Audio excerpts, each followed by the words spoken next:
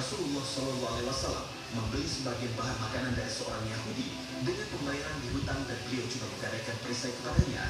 Hadis riwayat Bukhari. Namun seiring perkembangan zaman, sistem kredit saat ini telah mengalami perubahan yang membuat metode kredit ini menjadi haram. Lalu, akan kredit seperti apakah yang terlarang dan haram dalam Islam? Yang pertama adalah jual beli kredit yang dilakukan dengan pihak ketiga yang terdapat unsur riba di dalamnya. Pemirsa, dahulu metode transaksi kredit dilakukan dengan metode langsung antara pemilik barang dengan konsumen. Sedangkan sekarang ini, transaksi kredit menggunakan metode tidak langsung dengan melibatkan pihak ketiga.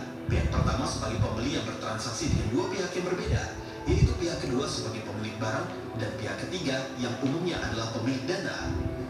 Dana dari pihak ketiga inilah yang dapat membuat seseorang terjerumus ke dalam dosa. Karena biasanya terdapat selisih antara nilai pinjaman dan pengembalian, dan hal tersebut termasuk ke dalam riba. Allah Subhanahu wa Ta'ala berfirman dalam surat Al-Baqarah ayat 275, orang-orang yang makan mengambil riba tidak dapat berdiri melainkan seperti berdirinya orang yang kemasukan setan lantaran tekanan penyakit gila. Keadaan mereka yang demikian itu adalah disebabkan mereka berkata berpendapat sesungguhnya jual beli itu sama dengan riba, padahal Allah telah menghalalkan jual beli dan mengharamkan riba. Orang-orang yang telah sampai kepadanya larangan dari Tuhannya lalu terus berhenti dari mengambil riba, maka baginya apa yang telah diambilnya dahulu sebelum datang larangan, dan urusannya terserah kepada Allah.